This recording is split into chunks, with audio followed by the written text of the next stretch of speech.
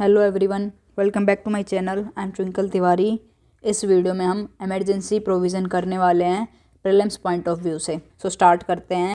Emergency provision constitution के part 18 में लिखा हुआ है। कौन से आर्टिकल में? आर्टिकल 352 से लेकर आर्टिकल 360 के अंदर। ये सेंट्रल गवर्नमेंट को पावर देता है।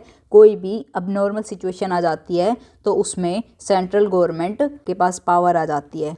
इसके पीछे का रेशनल क्या है? हमें इंडिया की यूनिटी, इंटीग्रिटी एंड सोवरेनिटी को सेफगार्ड करना है, इसीलिए इमरजेंसी प्रोविज़न रखे हुए हैं। ठीक है।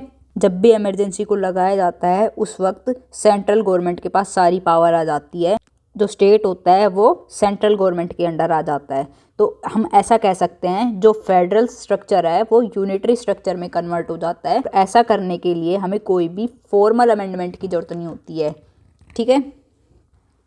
तीन तरह की इमरजेंसी होती है हमारे पास। पहली इमरजेंसी अंडर आर्टिकल 352 में आएगी, जिसको बोलते हैं proclamation of emergency. Second emergency आती है अंडर आर्टिकल 356, इसको हम बोलते हैं स्टेट इमरजेंसी या प्रेसिडेंशियल रूल। स्टेट इमरजेंसी और प्रेसिडेंशियल रूल ये कॉन्स्टिट्यूशन में इस तरह का नाम नहीं दिया हुआ है।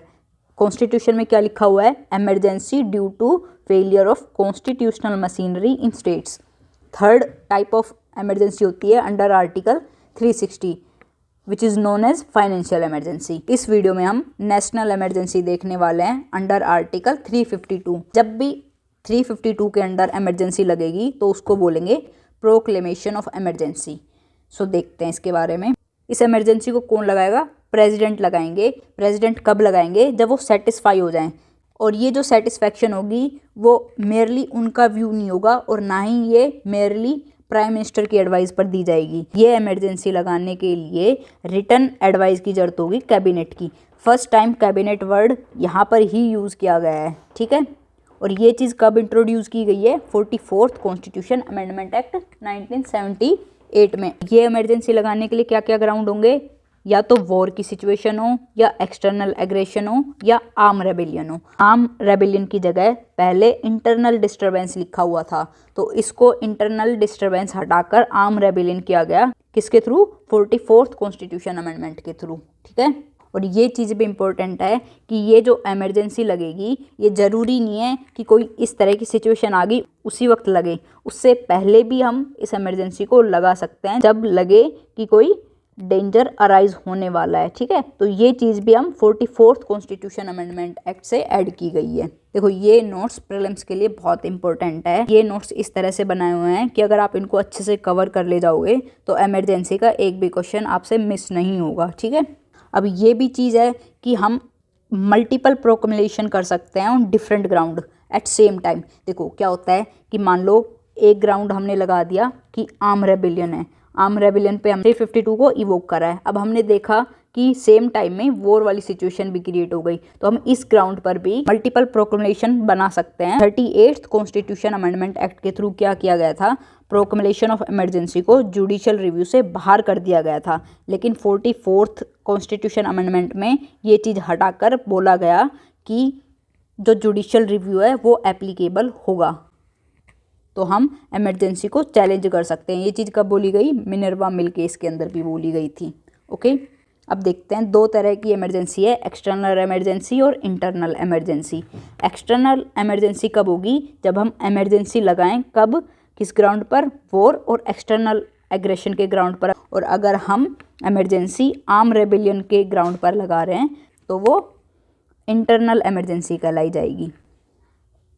अच्छा, अब ये इमरजेंसी लग रही है तो उसकी टेरिटरी एक्सटेंड कहाँ तक होगी? या तो वो एंटायर इंडिया पर लगाई जा सकती है या फिर टेरिटरी के किसी पार्ट पर लगाई जा सकती है। ये चीज़ कब ऐड की गई? 42nd कॉन्स्टिट्यूशन अमेंडमेंट एक्ट के थ्रू ऐड की गई थी। ओके। अब इसका अप्रूवल देखते हैं। अंडर आर्टिकल 352 इमरजेंसी लगाने के लिए हमें पार्लियामेंट की अप्रूवल चाहिए होगी। इमरजेंसी को दोनों हाउस मिलकर क्या करेंगे? अप्रूव करेंगे विद इन 1 मंथ। पहले ये 2 मंथ था, लेकिन 44th कॉन्स्टिट्यूशन अमेंडमेंट एक्ट से हमने इसको 1 मंथ कर दिया कि एक बार जब हम प्रेसिडेंट ने इसको इवोक कर दिया तो 1 महीने के अंदर दोनों हाउस इसको पास करेंगे। और कौन सी मेजोरिटी से पास करेंगे? स्पेशल मेजोरिटी से। स्पेशल मेजोरिटी कौन सी? Total membership plus 2/3 present and voting. ये पहले सिंपल मेजोरिटी थी, लेकिन 44th कॉन्स्टिट्यूशन अमेंडमेंट एक्ट के थ्रू इसको स्पेशल मेजोरिटी कर दिया गया। अगर एक बार दोनों हाउस ने इसको अप्रूव कर दिया तो ये कंटिन्यू रहेगी 6 मंथ तक। हाइपोथेटिकल सिचुएशन देखते हैं कि अगर आज इमरजेंसी अप्रूव कर दी गई दोनों हाउस ने तो ये 6 महीने तक रहेगी, फरवरी, मार्च, अप्रैल, मई, जून एंड जुलाई। तो जुलाई के बाद अगर उसको फिर से एक्सटेंड करना होगा तो दोनों हाउस की अप्रूवल फिर से चाहिए होगी, दोनों हाउस उसको स्पेशल मेजोरिटी से फिर से पास करेंगे। ये इमरजेंसी इनडेफिनेट टाइम के लिए एक्सटेंड की जा सकती है, लेकिन हर बार 6 महीने के बाद दोनों हाउस का अप्रूवल चाहिए होगा। ये चीज़ कब इंट्रोड्यूस करी है? 44th कॉन्स्टिट्यूशन अमेंडमेंट एक्ट से इंट्रोड्यूस करी है। पहले क्या होता था कि एक बार अगर अप्रूव कर दी तब तक कैबिनेट चाहेगा तब तक वो ऑपरेशन में रहेगी, और अगर ऐसा हो कि प्रेसिडेंट ने इमरजेंसी इन्वोक कर दी और उसी वक्त लोकसभा डिसॉल्व हो जाती है बिना उसको अप्रूव करे, तो क्या होगा, उस ड्यूरेशन में हम राज्यसभा से अप्रूव करवा लेंगे और उसके बाद जब भी लोकसभा वापस से रिकॉन्स्टिट्यूट होएगी उसको वो अप्रूव करनी पड़ेगी विदिन 30 डेज़।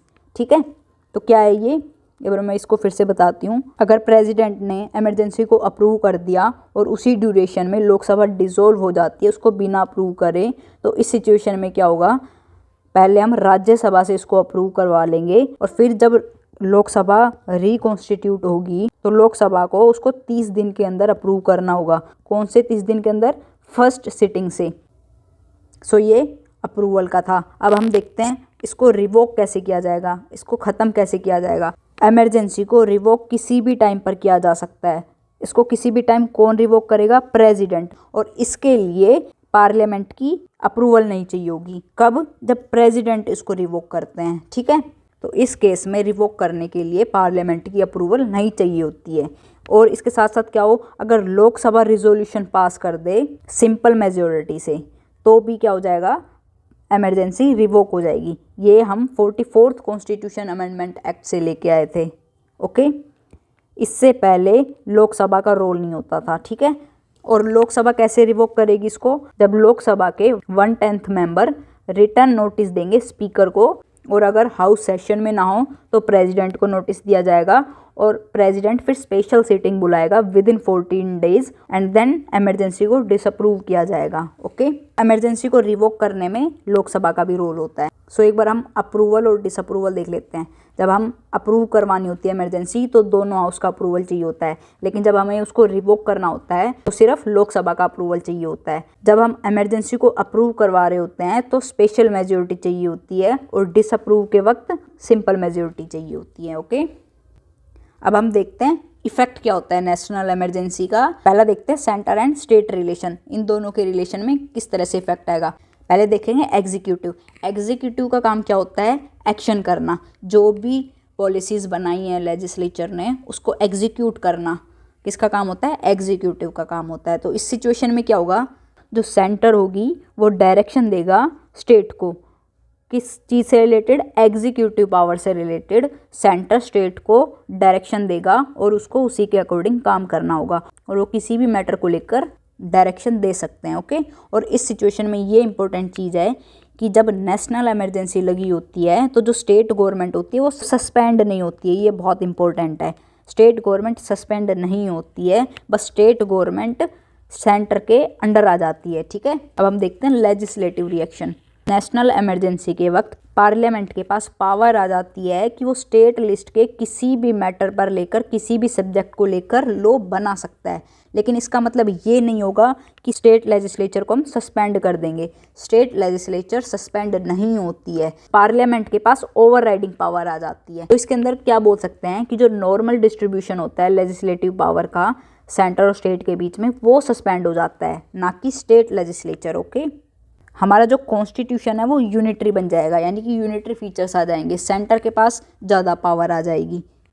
और जो भी लॉ पार्लियामेंट बनाएगा स्टेट लिस्ट में नेशनल इमरजेंसी के टाइम, वो कब तक इफेक्ट में रहेंगे? जब इमरजेंसी ख़त्म हो जाएगी उसके 6 महीने बाद तक। जैसे अभी हमने एग्जांपल देखा था कि अगर इमरजेंसी को आज अप्रूव कर दिया जाता है तो जुलाई तक वो इफ़ेक्ट में रहेगी, और जुलाई के बाद मान लो वो इमरजेंसी ख़त्म हो गई, उसके 6 महीने तक जो भी लॉ बना दिए वो कंटिन्यू रहेंगे। ठीक है, और ये लॉ कौन बना रहा है? पार्लियामेंट जो लॉ बनाएगा उसकी बात हो रही है। आगे देखते हैं। प्रेसिडेंट के पास पावर होगी कि वो ऑर्डिनेंस इशू कर सकता है। कौन से सब्जेक्ट पर? स्टेट सब्जेक्ट पर, अगर पार्लियामेंट सेशन में ना हो। भाई ऑर्डिनेंस का तो यही रूल होता है ना, जब पार्लियामेंट सेशन में ना हो कोई भी एक हाउस या दोनों हाउस, तो क्या होगा? प्रेसिडेंट ऑर्डिनेंस को इशू कर सकता है। तो इस केस में भी प्रेसिडेंट ऑर्डिनेंस को इशू कर सकता है। It extends to any other state. इसका मतलब क्या है? फॉर एग्जाम्पल एक एक्स स्टेट है, उसके अंदर इमरजेंसी लग रही है। इसका रीज़न क्या है? यहाँ पर वॉर चल रही है और वाई जो स्टेट है वो भी इससे कनेक्टेड है, तो इस केस में दूसरे स्टेट पर भी इमरजेंसी लग सकती है। ओके। थर्ड, फाइनेंसेस के बारे में देखते हैं। जो हमारे प्रेसिडेंट होते हैं वो जो हमारा नॉर्मल जो डिस्ट्रीब्यूशन होता है ना रेवेन्यू का सेंटर और स्टेट के बीच में, जो हमें फाइनेंस कमीशन बताते हैं, उसको मॉडिफाई कर सकता है जब इमरजेंसी लग रही हो। कौन सी इमरजेंसी? National emergency. और ये कब तक कंटिन्यू रहेगा? जिस साल में इमरजेंसी को हमने रिवोक कर दिया उस साल के फाइनेंशियल ईयर के एंड तक। जैसे इसका एग्जांपल लेके बताती हूँ। सितंबर 2024 में हमने इमरजेंसी को रिवोक कर दिया, इमरजेंसी ख़त्म हो गई। सो जो भी मॉडिफिकेशन प्रेसिडेंट ने की थी रेवेन्यू से रिलेटेड, वो कब तक कंटिन्यू करेगा? टिल मार्च 2025, क्योंकि फाइनेंशियल ईयर कहाँ से कहाँ तक होता है? 1 अप्रैल टू 31 मार्च। यहाँ पर सितंबर 2024 के अंदर इमरजेंसी को हमने रिवोक कर लिया, लेकिन इसका जो फाइनेंशियल इफेक्ट होगा वो कब जाके ख़त्म होगा? मार्च 2025 में। ओके। तो इस लाइन का मतलब ये था। ये मॉडिफिकेशन होगी उसको क्या करना पड़ेगा? पार्लियामेंट के सामने रखना पड़ेगा, दोनों हाउस के सामने, कि हम इस तरह से मॉडिफिकेशन कर रहे हैं। ओके। अब सेकंड इफेक्ट देखते हैं। Effect on life of Lok Sabha and state legislative assemblies. तो पार्लियामेंट क्या करेगी? लॉ के थ्रू लोकसभा और स्टेट लेजिस्लेटिव की लाइफ को एक्सटेंड कर सकती है 1 साल के लिए, एक ही बार में। फॉर एग्जाम्पल जैसे नॉर्मली जो लोकसभा की लाइफ कितनी होती है? 5 साल होती है, लेकिन इमरजेंसी के टाइम पार्लियामेंट लॉ के थ्रू क्या करेगी? इसको 1 साल और इंक्रीज कर देगी, तो ये 6 ईयर्स तक जा सकती है। कैसे? Only by parliament law, Lok Sabha के केस में भी और स्टेट लेजिस्लेटिव के केस में भी। ओके। अब थर्ड इफेक्ट देखते हैं। Effect on the fundamental rights. National emergency के टाइम में हमारे जो फंडामेंटल राइट होते हैं वो सस्पेंड हो जाते हैं। ये कौन से आर्टिकल में लिखा हुआ है? Article 358 and 359।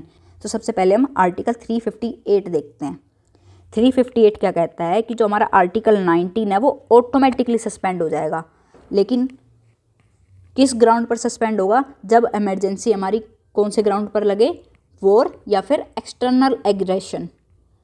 ठीक है, उसी केस के अंदर आर्टिकल 19 ऑटोमेटिकली सस्पेंड होगा। ये चीज़ कब ऐड की गई? 44th constitution amendment act.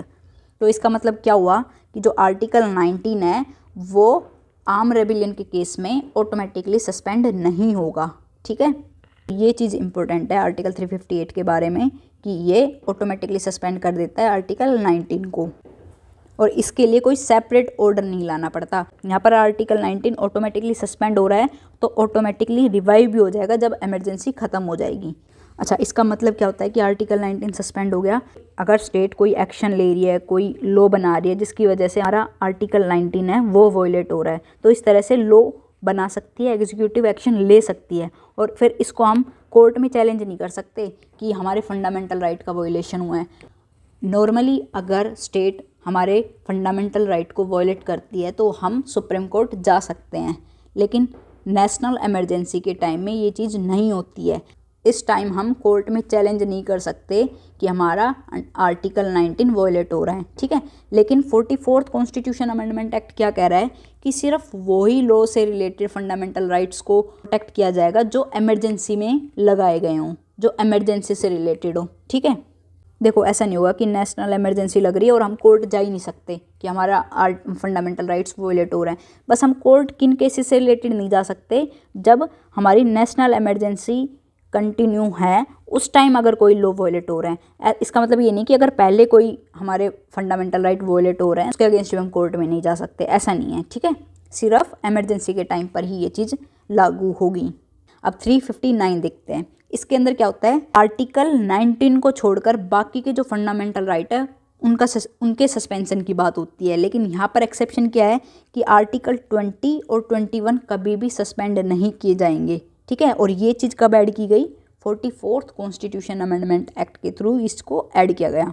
इधर एक इंपॉर्टेंट चीज़ क्या है, यहाँ पर एनफोर्समेंट को सस्पेंड किया जाता है, ना कि फंडामेंटल राइट को, ठीक है। आर्टिकल 358 में तो आर्टिकल ही हमने सस्पेंड कर दिया, लेकिन यहाँ पर क्या चीज़ सस्पेंड की जा रही है कि इस वक्त आप कोर्ट में नहीं जा सकते, ठीक है, अपने फंडामेंटल राइट को एनफोर्समेंट के लिए। तो ये क्या करता है, ये सिर्फ फंडामेंटल राइट के एनफोर्समेंट को सस्पेंड करता है, ना कि फंडामेंटल राइट को। सो ये चीज़ बहुत इंपॉर्टेंट है, प्रीलिम्स में इस तरह से चीज़ें आ जाएंगी कि आर्टिकल 358 आर्टिकल 19 को सस्पेंड करता है, लेकिन जो आर्टिकल 359 है उसके अंदर फंडामेंटल राइट के एनफोर्समेंट को सस्पेंड किया जाता है, ना कि फंडामेंटल राइट को। आर्टिकल 359 के अंडर प्रेसिडेंट एक ऑर्डर निकालता है कि हम इन फंडामेंटल राइट्स को सस्पेंड करते हैं इस ड्यूरेशन के लिए, ठीक है। तो यही चीज़ लिखी हुई है मैंने यहाँ पर स्पेसिफाई किया जाएगा प्रेसिडेंशियल ऑर्डर के अंदर कि किन किन फंडामेंटल राइट को सस्पेंड किया जा रहा है और किस पीरियड के लिए किया जा रहा है। सो इस ऑर्डर को भी हमें पार्लियामेंट के सामने रखना होता है इसकी अप्रूवल के लिए, ओके।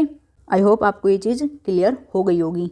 आगे देखते हैं, आर्टिकल 358 और 359 के बीच में डिफरेंसेस देख लेते हैं, क्या क्या डिफरेंस है। आर्टिकल 358 कन्फाइन रहेगा ओनली आर्टिकल 19 से, लेकिन आर्टिकल 359 में किसी भी फंडामेंटल राइट को सस्पेंड किया जा सकता है except article 20 and 21। Article 20 and 21 कभी भी सस्पेंड नहीं किए जाएंगे, ठीक है। अंडर आर्टिकल 358 यहाँ पर ऑटोमेटिक सस्पेंशन होता है, लेकिन यहाँ पर ऑटोमेटिक सस्पेंशन नहीं होता है, ये प्रेसिडेंट बताते हैं कि कौन से फंडामेंटल राइट को सस्पेंड किया जाएगा और कितने टाइम पीरियड के लिए, ओके। आर्टिकल 358 में आर्टिकल 19 को सस्पेंड किया जाता है, लेकिन कौन से ग्राउंड पर? सिर्फ और सिर्फ वॉर एंड एक्सटर्नल एग्रेशन, यानी कि ये कहा जा सकता है कि इसके अंदर एक्सटर्नल इमरजेंसी लगेगी तभी आर्टिकल 19 सस्पेंड होगा। आर्म रेबेलियन में आर्टिकल 19 सस्पेंड नहीं होगा, ठीक है। अंडर आर्टिकल 359 इसको किसी भी ग्राउंड पर इशू किया जा सकता है, वॉर, एक्सटर्नल एग्रेशन या आर्म रेबेलियन। ये एक्सटर्नल इमरजेंसी और इंटरनल इमरजेंसी दोनों में इशू किया जा सकता है। और इसमें जब आर्टिकल 19 सस्पेंड होगा तो वो एंटायर पीरियड के लिए सस्पेंड होगा, जब तक इमरजेंसी लगी रहेगी तब तक, ठीक है। लेकिन आर्टिकल 359 के अंडर एक स्पेसिफिक पीरियड बता दिया जाएगा, इतने पीरियड तक हम फंडामेंटल राइट को सस्पेंड कर रहे हैं। ये एंटायर पीरियड के लिए भी हो सकता है और कोई स्पेसिफिक पीरियड के लिए भी हो सकता है, ओके। अंडर आर्टिकल 359 ये एंटायर कंट्री पर एक्सटेंड होता है, लेकिन आर्टिकल 359 के अंडर प्रेसिडेंट बताते हैं कि या तो ये एंटायर कंट्री पे भी लागू हो सकता है या फिर उसके किसी पार्ट में भी लागू किया जा सकता है, ओके। आर्टिकल 358 के अंदर ये ऑटोमेटिकली सस्पेंड हो जाता है और कम्प्लीटली सस्पेंड किया जाता है। आर्टिकल 19 के अंदर 6 फंडामेंटल राइट्स आते हैं ना, उनको कम्प्लीटली सस्पेंड कर दिया जाता है, ओके। लेकिन आर्टिकल 359 के अंदर आर्टिकल 20 और 21 कभी भी सस्पेंड नहीं होंगे, ओके। आर्टिकल 358 क्या करता है? राइट को सस्पेंड कर देता है, लेकिन आर्टिकल 359 उसके एनफोर्समेंट को सस्पेंड करता है। कोई भी इमरजेंसी होगी उस पर जुडिशियल रिव्यू एप्लीकेबल होगा, किस ग्राउंड पर? जो हमारा इंटेंशन है वो मैलिफिक है, ठीक है, गलत इंटेंशन से लगाई गई है, तो वहाँ पर जुडिशियल रिव्यू एप्लीकेबल होगा। अभी तक जो नेशनल इमरजेंसी है या प्रोक्लेमेशन ऑफ इमरजेंसी है 3 बार लगाई गई है। एक पहली बार लगाई गई थी 1962 में जब चाइना वॉर हो रही थी, फिर 1971 में लगाई गई जब पाकिस्तान के साथ वॉर हो रही थी, एंड थर्ड टाइम 1975 में लगाई गई। इंटरनल इमरजेंसी के नाम से जाना जाता है इसको, बहुत ही फेमस है ये, ठीक है। देखो एक चीज़ और देख लेना, जब 1962 में हमने इमरजेंसी लगाई उस वक्त चाइना के साथ वॉर थी, लेकिन बीच में क्या हुआ था, ये इमरजेंसी लग रही थी और साथ में क्या हुआ था, पाकिस्तान के साथ भी वॉर हो गया था। तो उस टाइम तक जब पाकिस्तान के साथ वॉर हुआ तो हमारी ये इमरजेंसी हटी नहीं थी। हमने ये पढ़ा था ना कि हम मल्टीपल प्रोक्लेमेशन कर सकते हैं सेम टाइम पर अलग अलग ग्राउंड पर, ठीक है। तो ये सेम ही टाइम चल रहा था, अभी एक सेम ही टाइम चल रहा था कि वॉर चल रही है और एकदम से दूसरी वॉर हो गई, तो उसके लिए अलग से दूसरी अप्रूवल की ज़रूरत नहीं होगी, ठीक है। सो अब तक 3 बार नेशनल इमरजेंसी लग चुकी है। आई होप आपको समझ में आ गया होगा नेशनल इमरजेंसी और proclamation of emergency under article 352। Next video में हम आर्टिकल 356 कवर करेंगे और नेशनल इमरजेंसी और स्टेट इमरजेंसी के बीच में डिफरेंस देखेंगे। So thank you for watching, bye bye, take care, जय हिंद।